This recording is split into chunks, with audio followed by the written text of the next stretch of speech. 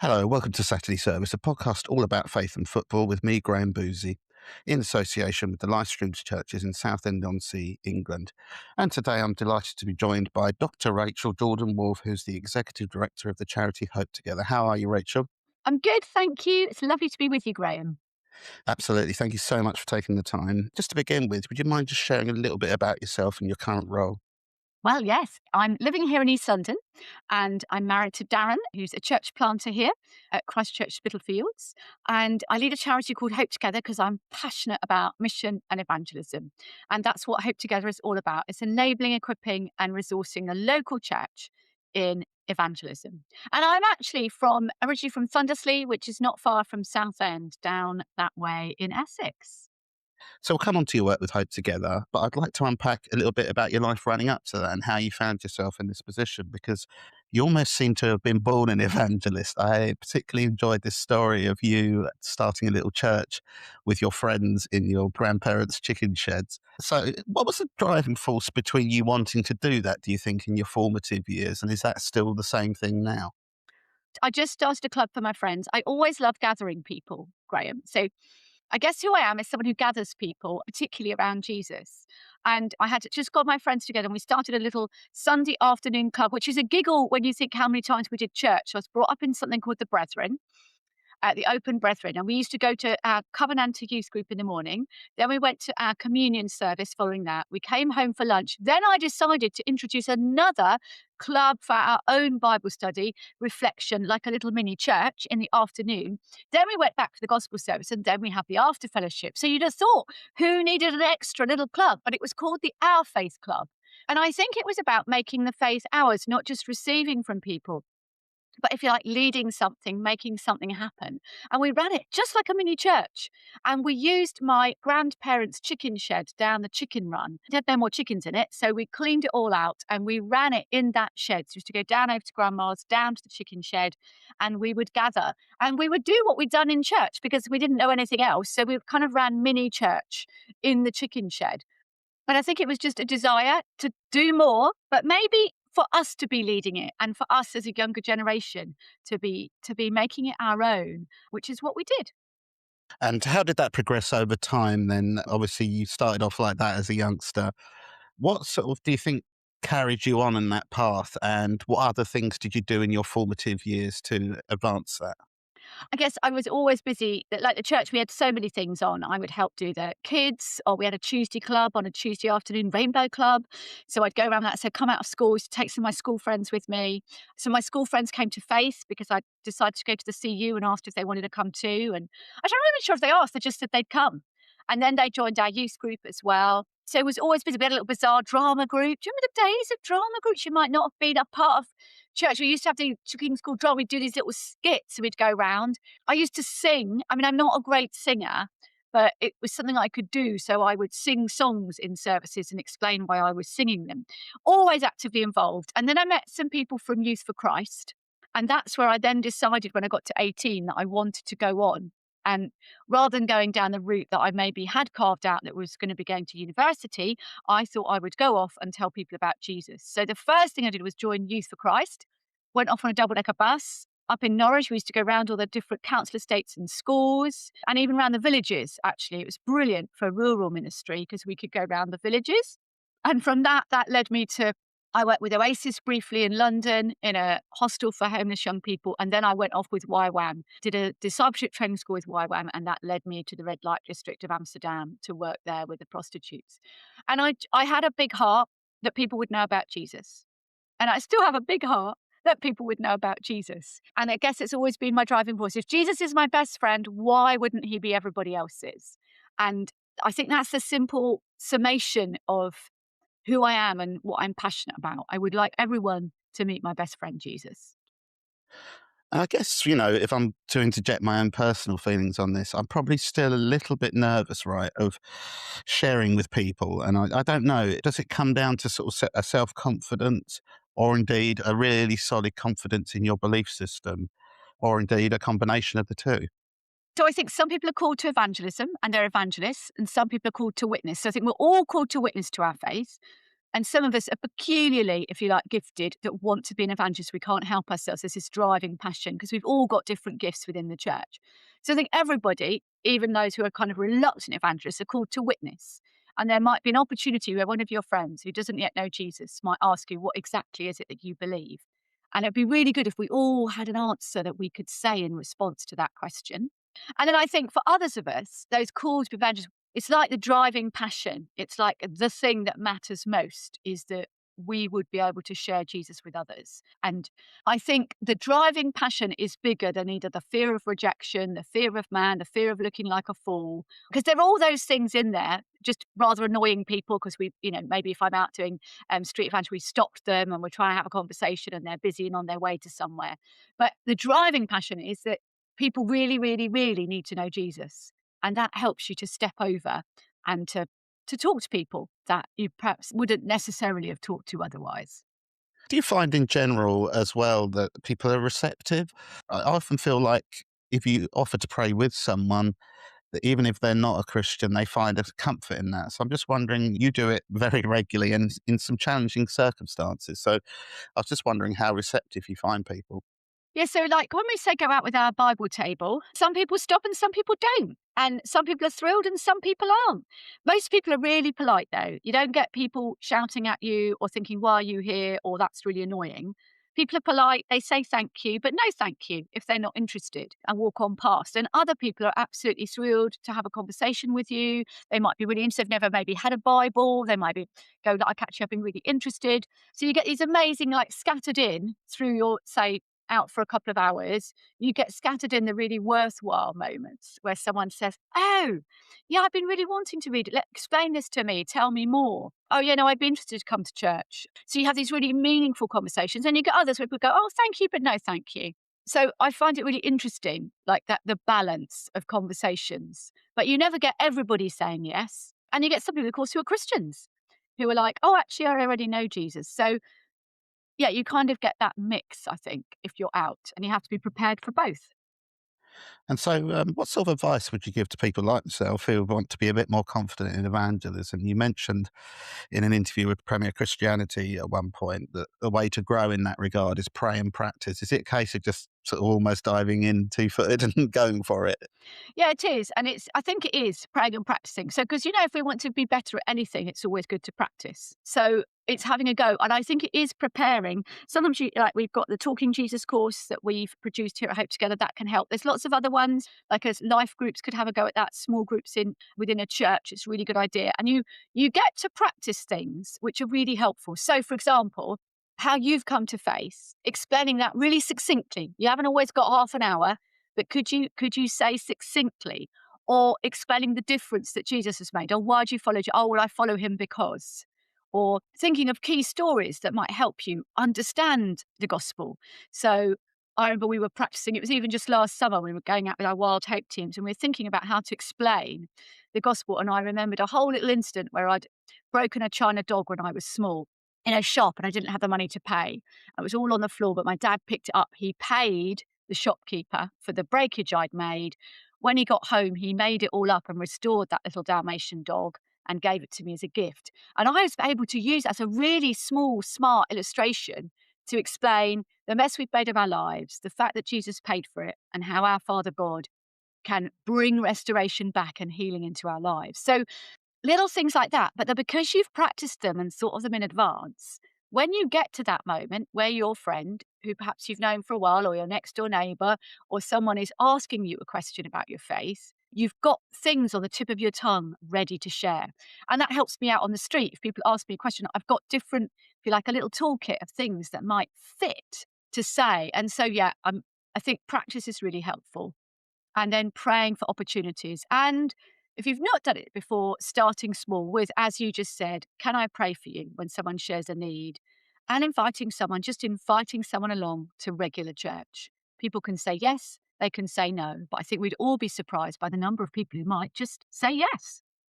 Yeah, and because you've mentioned before as well about pray for five, reach one. And I guess that's the driving force again, without worrying about rejection, because the value you're offering to that one person is so big. Yeah.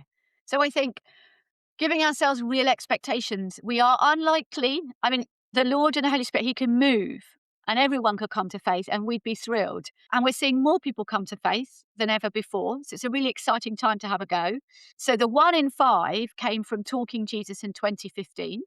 And now it's 1 in 3 in 2022. But we'd still like people to pray for 5. I just think they might actually find that more than one person is open. So we didn't change it to 1 in 3 because then you only got to pray for 3. But there is more openness in 2020 when we did the research in 22, and we're going to redo that research in 27. So who knows what the numbers will be. But it does help you have a kind of expectation. Not everybody's going to say yes. Do you know what? Not everybody said yes to Jesus. And he talked about, scattering the seed and some of it growing and some of it being taken away and some of it getting choked, but some of it bringing a good harvest. And I feel that's a really good analogy of what we do with evangelists. We scatter the seed, we speak, we share, we give people the opportunities. During the football, we give out our goal of life gospels, which help people. That starts a conversation. It opens a door if someone's hungry. If they're not, that's absolutely fine. But we've given them the opportunity. And speaking of giving people the opportunity, if we could move on to Hope Together, can you just give us a bit of an idea about the origins of the charity? Yeah, so we were started in 2008 by someone called Roy Crown. He started it looking at doing mission across the country in a united way. And then it's rolled on, and I took over the leadership in 2021. And I guess I particularly love research. So things like the Talking Jesus research have really shaped everything that Hope Together currently is. And the research comes out really clearly explaining the ways that people come to faith. Normal, regular church. Christian families is really big, but if you're not brought up in a Christian family, it's then like just coming along to a regular church service. Reading the Bible is really strong. Talking to someone about your faith is quite strong. But we realized how big reading the Bible was, which has made us absolutely passionate about getting the life of Jesus into as many hands as possible. When I read the Bible, the Lord really speaks to me. It's the words, the Holy Spirit lifts them off the page. And the same thing happens when someone who's beginning to seek reads the life of Jesus. They can meet Jesus for themselves. And so we're passionate about getting the life of Jesus into as many hands as possible. So, in what ways do you put that vision into practice? I noticed you're very keen to get the gospel into people's hands in a variety of ways. So, can you speak a little bit about your other publications first and what the intentions of those are? So we're releasing we're calling it the Great Gospel Giveaway. And 170,000 gospels so far have gone out from Hope Together in the Great Gospel Giveaway. So I think we did 140,000 last year. And these are going out in all different ways. So we did one for the 80th anniversary of World War II, where people were throwing a VE Day party. And that went really well, and people could give those out in their churches. Then we have ones that are just more generic, but beautiful. We've learned that design is really important. So a lot of the hunger and openness is in a younger generation. And they love good design. Design is like a language to them. So everything we produce needs to be beautiful. So we produced some beautiful gospels with our partners, Biblica, and they give us the NIRV to put throughout, if you like, throughout these gospels. And so we have a beautiful Mark, Luke, John that people can give out wherever. And then we began to customize them for areas. So we have a London one for London Mission Week. We've done one in Harpenden, so that everybody in the town of Harpenden, working with YWAM, Youth of the Mission, one of our other friends and partners, everyone in the town of Harpenden, someone's going to knock on their door and ask them, would they like a copy of the life of Jesus? Would they like the Harpenden Gospel that's got photos of Harpenden scattered through it?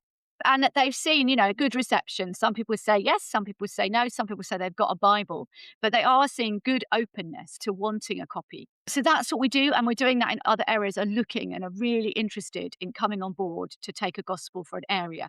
Beeston in Nottingham have got one. They order a whole lot for their area. Coventry have been working around their city. So it's been fascinating working with area groups who go, oh, yeah, this is a great idea.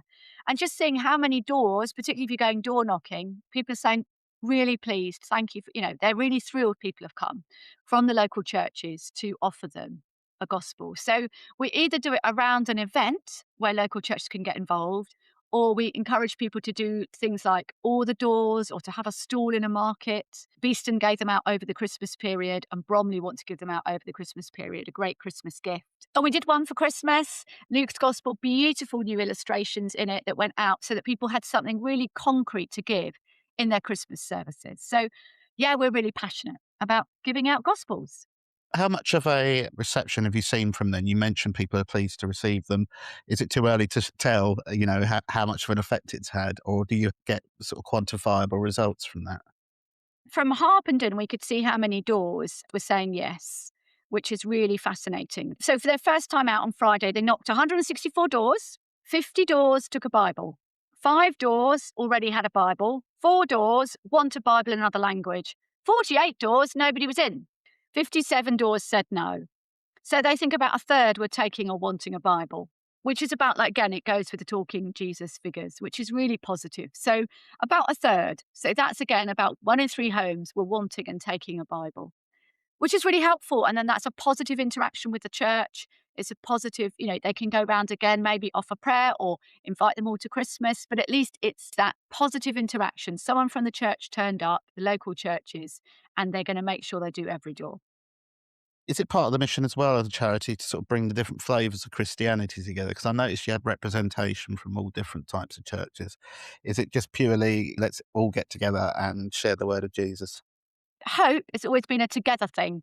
It's always been about unity. Where can people work together in unity? So, can local churches do this together? So, most of the time, we're really encouraged when local churches, so in Bromley, they already had this fantastic prayer breakfast. And it's out of that amazing prayer breakfast and that amazing unity that they want to work right across their borough. And so then we have the joy of going along and partnering with them. But it's all the different churches that will work together. Amazing guy called Derek, who's led that for years now, been working on unity and prayer. And when churches start to pray together, then they can have a vision of how they could work together. And it ceases to be a competition across an area. And it starts to be instead a sort of fruitful partnership to spread and share the good news of Jesus. So Hope loves it when we can get together in unity. Speaking of all getting together in unity, you sort of quite rightly identified the World Cup as a force to sort of share the gospel. And we've already seen so many displays of faith at this World Cup. It feels like a real turning point to me because, like, 1.5 billion people will watch a World Cup final, but they did certainly the last one. So, of course, I'm holding the book as well. You released The Goal of Life, which is faith and football, the life of Jesus from the Bible. So I'd love to talk about that a little bit. Smells great, by the way. I know that's not necessarily a I think selling so, point. isn't it? New books It's have a lovely smell. it's Mm. it's amazing. Let's just talk about how the book came about. What sparked the idea? Well, we often look for like a cultural moment that we think that churches could galvanize around to be able to share the good news of Jesus. It's a point at which, if you like, communities, what your neighbors will be talking about, if you like, it's an opener, it's a door opener of conversation. So that's where it came about. We were looking at what was coming and we realized the World Cup was coming. And yeah, we looked at the statistics. The statistics are that like 2/3 of the population in the UK are going to watch the World Cup at some point. That gives us an opening and an opportunity. Way more people watch the World Cup who would just watch normal football. I think it's a half of the whole world's population will be watching the World Cup. That's staggering. So we're like, well, how can we help local churches make the most of it? And we're excited because England have got through to the next group. And I think the next matches are going to be on at like a better time at 5 o'clock, which means, you could run a watch party. People could get together to actually engage watching this together. I mean, they already do that in pubs and community places, but wouldn't it be great if churches? So I know some churches are running and hosting watch parties. And then it's like, well, what can we do? We've got these incredible, prominent Christians in football, which I'm sure you've talked about loads, Graham, in your podcast. But loads of people, they don't realise, I feel like they haven't necessarily made that connection. But they've done such a good job. And they're ambassadors for Jesus as well as great football players. And they'd all want to put their love and following of Jesus even before their football, which is extraordinary. And so they give us the opportunity to be able to talk about Jesus as well as talk about football because their faith is so real and so prominent.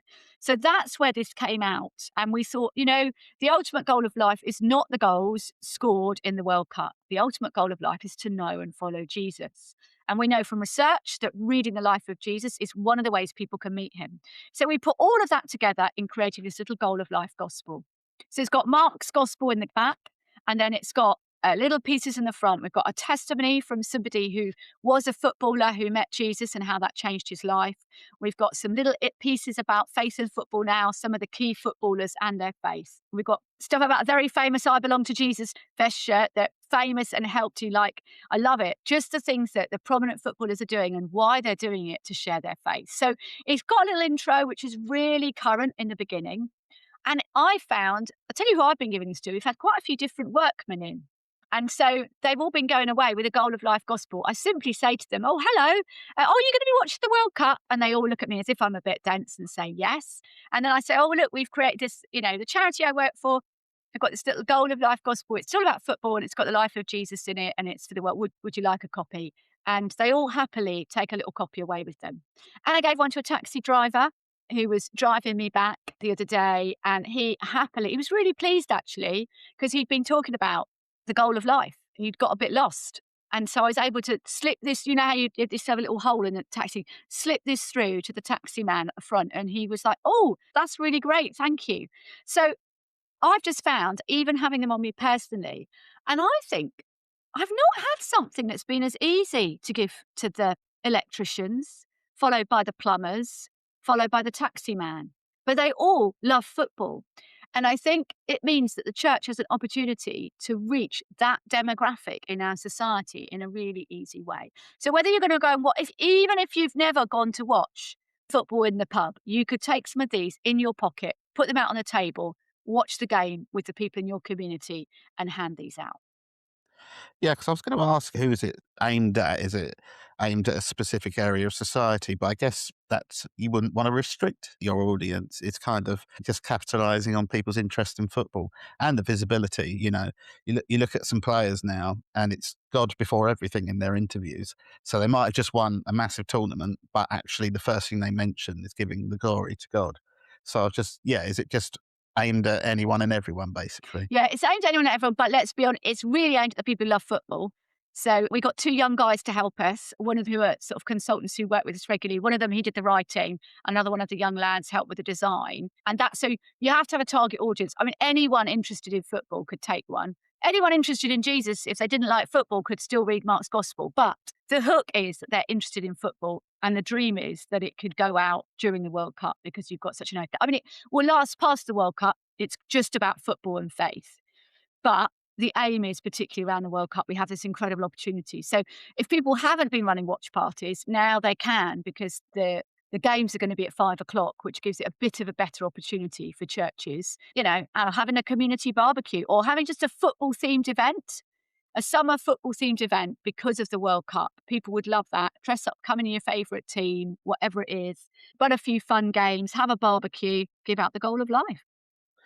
And because the book's really accessible, which is I really like as well, it doesn't overwhelm the reader. You could have easily put a lot more stories in there, but I think that would have swamped and possibly lost the message at the back in the gospel. So I'm just wondering, how do you strike a balance in your publications to engage people enough that they want to read it, but also pursue perhaps a relationship with Jesus? Yeah, I think you're right. If we put in like a lot of articles at the front, people would, that's all they'd read and they might be quite interesting. The other thing we do is we always work in really simple English. So the reading age of the population of the UK is reading age like 9 to 10. So we use the NIRV. The normal average reading age is lower than the church's reading age. So we can be too highbrow. So what we have to do when we do this, we have to make sure it's easy, it's accessible, it reads really simply. They're not going to get stuck on a long word at any point. So that's something we're really passionate about. Everything we do is reading age 9 to 10. You wouldn't notice it. If a person in church reads it, they won't go, "Oh my word, this is like watered down." It's just simple English, which is a bit like a man called Tyndale when he, 500 years ago, translated the New Testament for the average ploughboy. So I think they're the average deliveroo or plumber today. And he wrote in colloquial, like common English, so that a normal person could read it and understand. And so that's who we're always trying to reach, is anyone can read it. It won't put them off, but we make it uncomplicated and we don't make it too dense or too big. Yeah, I think that's really important. It's certainly for someone like me, I'm okay at reading, but the Bible can sometimes seem quite, dense and impenetrable, if you know what I mean. So I think that's a really important way of doing things. So football in general, as we mentioned, has seen that uptick in visible faith, if you like. And they're sort of really, yeah, putting it front and centre at this World Cup. So is football something you'll be looking to use as a tool for evangelism, particularly with like the younger generation? I mean, I've got friends who run things like Kick, which works with the younger generation doing football. We've loved meeting Daryl from F3. So there's a lot of ministries already in football, and we would want to, if there's other things that we could do that could support them or work with them, then hope. We love working in partnership. So it's actually formed some really good partnerships where people are already, if you like, pushed forward in mission and football. We'd want the church to know about those other mission organisations, and we love working in partnership with them. So we did this with sports chaplaincy, and we did it with F3. So it's just, they're already great organisations. So that's what Hope is always doing, looking for things and then also looking for friends. And so the Goal of Life Gospel, we've looked for something, but we found friends who are brilliant in this arena already. And then we're trying to partner with them so that it works in unity. And the Goal of Life, it doesn't directly say World Cup. So again, it would be available for people who are running in any of those ministries or doing something, or, decide to run a different type of watch party at some other point on football. This would still work. So we find and want to support the local church to find as many ways to link with people. And I think football can be an incredible link. So many people are involved in playing football in the UK. It's an incredible world and arena for the church to be in. I guess to sort of tie that all together, I was just wondering, we touched upon it before with the watch parties and things like that. So how can churches get involved if for some reason a church is listening to this? If you're listening and you're in a local church, there's so many ways you can get involved. So number one is just have a few Goal of Lives yourself, and you can give them to anybody. You could be chatting to somebody on the bus and start a conversation about the World Cup and how England did well or not in any match. So then you could give one out of your bag. That's the individual level. Then the next level up is, can you organise something in your community? So if there's a watch party being held, can you invite some friends along to that watch party, and can you give out a Goal of Life Gospels? It's a great opportunity. Could you just go to the local place where they're showing the football, be involved and put some out on a table and see who takes one? Could you do a football themed assembly? So we've got some ideas for that, using some of the quotes from different famous footballers. So if you do assemblies in a local school, then again, this is a really great little thing to give out as well, particularly to the teenagers. If you're doing, secondary school assemblies, it would be brilliant in that context. So there's all different ways, be it a watch party, fun-filled family barbecue just on a Saturday afternoon community event, or maybe a Sunday afternoon community event where there's some ideas for games and things that you could do for that, and then you could give these out. So if you like, it's making the most of the cultural moment in which we are, where people are all talking about football. I am not very good at football. I am not the most avid football fan, but I can see, even I get really excited about the World Cup. And I can see the connection and the opportunity that it's given me, even with all the different people around me, to be able to share my faith in a really valid and easy way. Yeah. And worth mentioning, of course, it's now only 50p per It's only copy. 50p. What else could you get for 50p, Graham? I'm not sure very much at all. I don't even think that covers a Freddo No, these not days. I anymore. think so. Yeah, I'm gonna probably pick up a few for myself, just chuck them in the bag, and then you never know, there might come a situation where that might work. I'd probably be doing a disservice if I didn't ask you about football, I'm afraid, because this is this is a football podcast. Have you found yourself being able to watch the World Cup? And when does your interest in football increase? Is it around major tournaments? Yeah, yeah. I have to admit, I am. So we did a little interview thing on the street, and oh, it's the World Cup football fans, but don't watch football the rest of the time. I remember having to, when we had youth group, once I had to, don't know why, two of us girls had to join the football team because I think it was a seven-a-side and they'd only brought five, and we were a disaster, quite frankly. But I mean, there's some great women football players now. It just wasn't a thing in my day, but we as girls didn't get to do football at school. So I'm not very good at football, and I'm not really like Mrs. Sporty, but when it comes to World Cup, I really get excited about it. I haven't watched all the games because they've been quite late. So often I've started watching them and then realised I need to go to bed because I've not been 100% well, so I've not been able to stay up late watching them, but I'm getting my energy back, and I'm very excited because they're going to be on at a time when I can watch them. But I do get into it because it's the World Cup and it's England. Yeah, which is great. I think any sort of eyes on it is great. And I don't think, you have to be all year round like some of us with our heads buried in statistics and things.